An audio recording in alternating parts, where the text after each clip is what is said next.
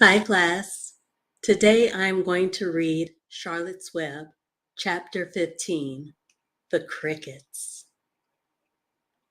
The crickets sang in the grasses. They sang the song of summer's ending, a sad, monotonous song. Summer is over and gone, they sang.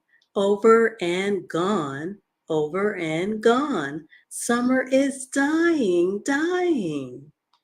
The crickets felt it was their duty to warn everybody that summertime cannot last forever, even on the most beautiful days in the whole year, the days when summer is changing into fall. The crickets spread the rumor of sadness and change. Everybody heard the song of the crickets.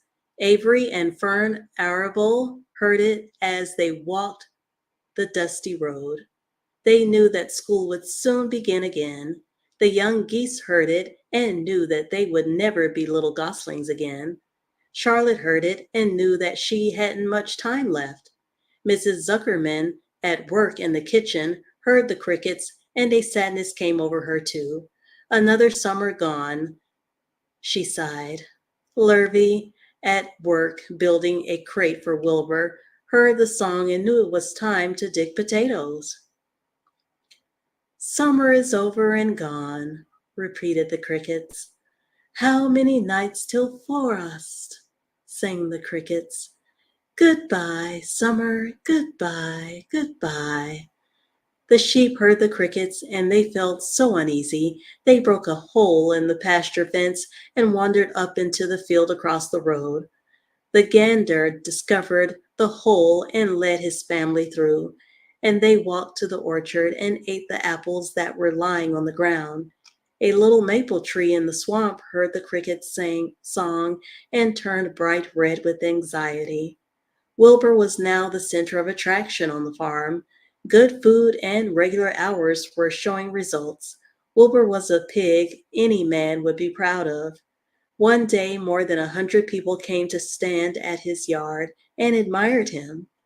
Charlotte had written the word radiant, and Wilbur really looked radiant as he stood in the golden sunlight. Ever since the spider had befriended him, he had done his best to live up to his reputation. When Charlotte's Web said some pig, Wilbur had tried hard to look like some pig. When Charlotte's Web said terrific, Wilbur had tried to look terrific. And now that the web said radiant, he did everything possible to make himself glow. It is not easy to look radiant, but Wilbur threw himself into it with a will. He would turn his head slightly and blink his long eyelashes. Then he would breathe deeply, and when his audience grew bored, he would spring into the air and do a backflip with a half twist. At this, the crowd would yell and cheer. How's that for a pig? Mr. Zuckerman would ask. Well pleased with himself, that pig is radiant. Some of Wilbur's friends in the barn worried for fear all this attraction would go to his head and make him stuck up, but it never did. Wilbur was modest. Fame did not spoil him. He still worried some about the future, as he could hardly believe that a mere spider would be able to save his life. Sometimes at night he would have a bad dream. He would dream that men were coming to get him with knives and guns. But that was only a dream. In the daytime, Wilbur usually felt happy and confident. No pig ever had truer friends, and he realized that friendship is one of the most satisfying things in the world. Even the song of the crickets did not make Wilbur too sad. He knew it was almost time for the county fair, and he was looking forward to the trip.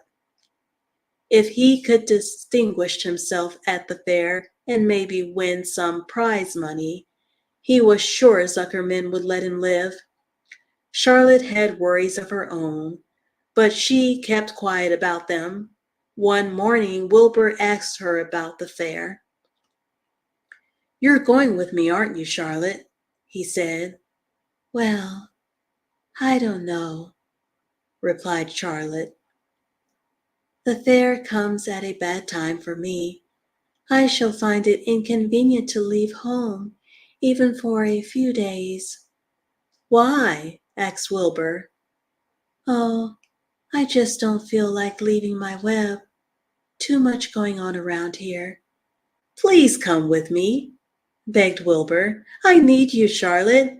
I can't stand going to the fair without you. You've just got to come. No, said Charlotte. I believe I'd better stay home and see if I can't get some work done. What kind of work? Asked Wilbur. Egg laying. It's time I made an egg sack and filled it with eggs. I didn't know you could lay eggs, said Wilbur in amazement. Oh, sure, said the spider. I'm versatile. What does versatile mean? Full of eggs? Asked Wilbur. Certainly not, said Charlotte. Versatile means I can turn with ease from one thing to another. It means I don't have to limit my activities to spinning and trapping and stunts like that. Why don't you come with me to the fairgrounds and lay your eggs there? Pleaded Wilbur. It would be wonderful fun. Charlotte gave her web a twitch and moodily watched it sway. I'm afraid not, she said. You don't know the first thing about egg-laying, Wilbur. I can't arrange my family duties to suit the management of the county fair. When I get ready to lay eggs, I have to lay eggs, fair or no fair. However, I don't want you to worry about it.